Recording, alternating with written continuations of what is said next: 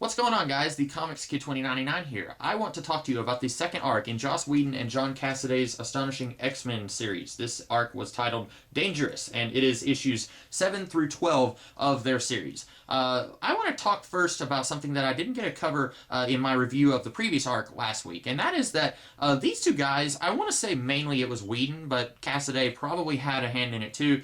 These two guys, they were incredibly inventive during their pretty short run on this title. When you look at exactly how many issues they produced together, it was only 24 or 25, yet there were a lot of characters and concepts that they created here that have stuck around to this very day.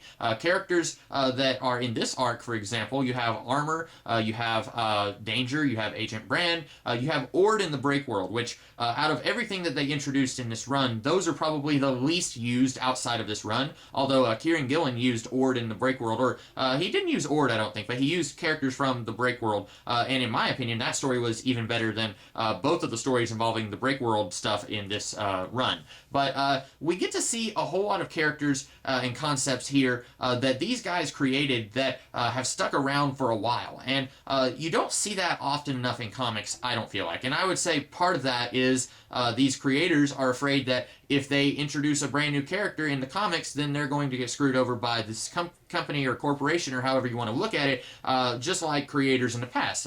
For example, the co-creator of Ghost Rider, he's no longer allowed to draw Ghost Rider at conventions, stuff like that. So these guys, they don't want to create brand new characters for fear of not getting their what they feel like is due royalties or due respect or whatever for their contributions to these stories and these characters. So I can understand why a lot of creators are really hesitant to add new things into the Marvel or DC universe. But whenever creators throw caution to the wind and they do create new characters, sometimes it can work out really well. Sometimes they try and then nobody really cares about those characters that are added to the stew. But in a case like this, most of these characters stuck around and have been doing stuff since this run ended. Agent Brand, she showed up several times in other X-Men runs, and she had her own solo miniseries. Armor has been a pretty popular character. Blindfold, she was pretty popular. Danger, who was introduced in this storyline, she, after a little while, she didn't show up at first, and then Mike Carey kind of reintroduced her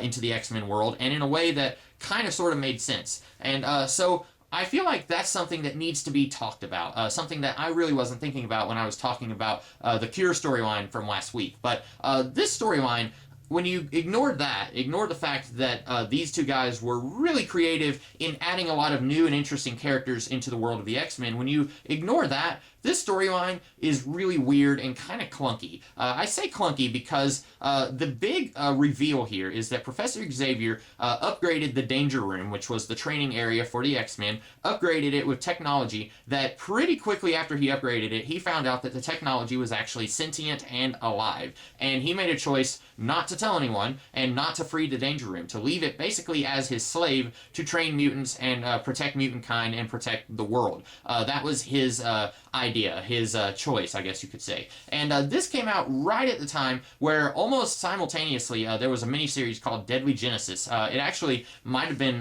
it happened a little bit before this storyline, basically where everyone at Marvel suddenly decided that Professor Xavier was not a more or less decent dude who made a couple of minor mistakes, but he was actually a straight-up scumbag who's much more of a villain than we ever thought before.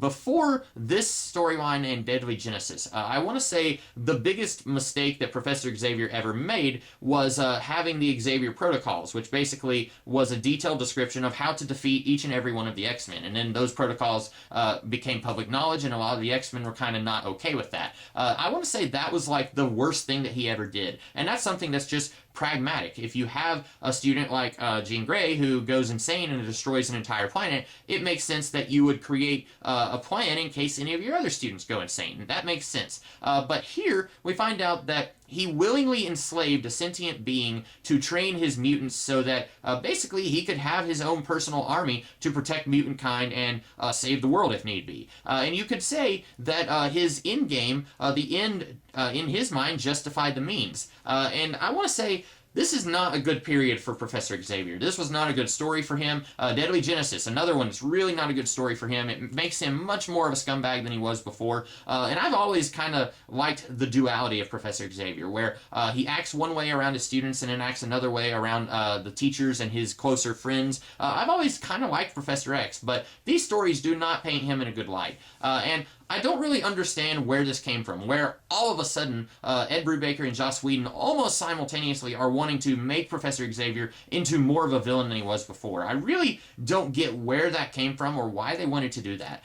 It's really weird here because Professor Xavier was not a main character in this run. He only shows up in this storyline, and he's only kind of a cameo in this storyline. He's not a main part of it. He's only in about half of these 6 issues, and it feels like Whedon and Cassaday are just going out of their way to bring Professor Xavier into this storyline, but then he doesn't show up in the rest of the series.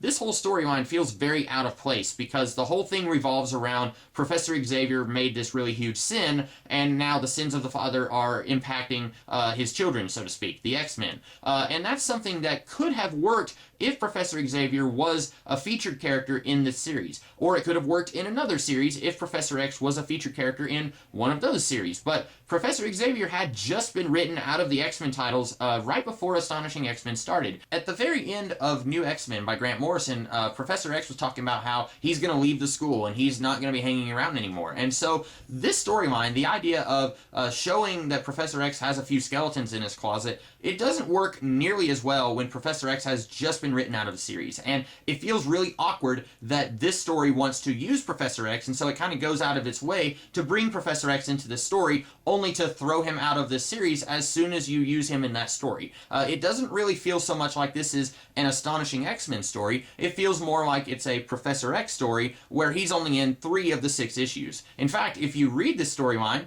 none of these characters really feel like they contribute much to the story. We get a little bit of Colossus, Shadowcat screen time where their relationship is budding, if you will, and we get a little bit of what's going on in Emma Frost's head, because at the very end of the previous storyline, we find out that Emma Frost is plotting something, and we get a little bit more of that, and then at the end of this storyline, we find out who she is plotting with, or at least we think we find out who she's plotting with, but I'll talk about that next week when we talk about the next storyline. But more or less, we don't really get any screen time for these characters where they get to shine. They're mostly just inactive participants in their own series, and that's what makes this storyline feel really awkward in the overall scheme of things. It almost feels like this storyline was just meant to kill time while a few subplots kind of percolated. We have Shadowcat and Colossus. They're slowly, their relationship is getting closer and stronger, and that's going to come to a boil in the next storyline, I want to say. But then other than that, this plot kind of feels like it's just meant to kill time.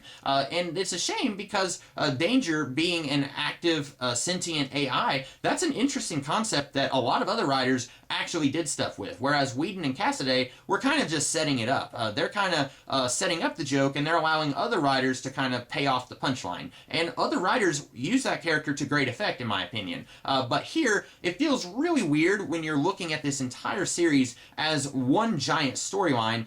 This feels like kind of a hiccup in that storyline. And as we keep going further and further into the series, I feel like I'm going to keep saying, this storyline doesn't really work in the overall saga of Astonishing X-Men and kind of what's going on with these characters and with this overall 25 issue story. I feel like I'm going to say that about the next 2 arcs as well, but we'll see. But overall, I feel like this story would have worked a lot better if it had happened like a year or 2 earlier when Professor Xavier was much more of an active part in the world of the X-Men. But when he had just been written out of the X-Men, it feels really weird to bring him back just to get rid of him again. It feels really strange to try and do a story that mainly focuses on Professor X in a series where Professor X is not even a main character and is barely even featured in this storyline. That feels really weird. Plus, there's a whole lot of like, wait a minute, how in the world did that happen? Like, how in the world did the Danger Room shut down all of the telepaths at the school? It makes sense that the Danger Room can connect to, say,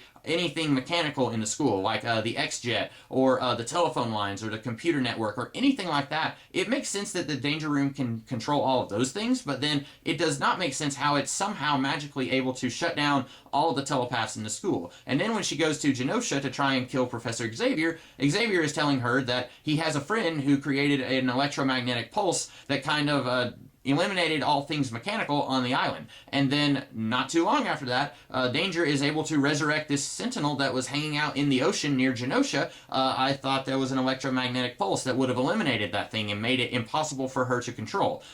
This story feels a lot more clunky than the previous story. It doesn't feel as well constructed and put together, and it's a shame that we're only on the second story out of 4, and already we're starting to see what looks like, I don't want to say fatigue from these two guys, but they're definitely not bringing, or at least Whedon's story is not its A game. This is not as strongly written as the previous story. Like I said in my video last week, Cassaday, his art is as strong as ever. His art does not falter here, but Joss Whedon is not bringing his A game. This is not as well told or put together as the previous storyline, but if this storyline had happened a couple years earlier, it would have been a fantastic story that I think would have had more of an impact on the world of the X-Men. Maybe the entire group of X-Men finding out that Professor Xavier was kind of a scumbag, and maybe that could have led to him saying, you know what, I'm going to retire, I'm not going to do this thing anymore, I need to go and find myself and go and atone for my sins. Maybe this could have been the impetus for his decision to leave the X-Men. That would have worked a lot better than doing this story after he had already left. So those are my thoughts / rantings on the Astonishing X-Men storyline called Dangerous. What did you guys think of this storyline? Did you like it? If you did, let me know what you liked about this storyline in the comments below. Next week, I will be talking about the next storyline. I don't remember what it's called. That might be called Torn. I'll be talking about the third storyline in Whedon and Cassaday's Astonishing X-Men run. But in the meantime, I'll be seeing you guys later this week with some other videos. So in the meantime, you guys have a great rest of the day. Catch you later.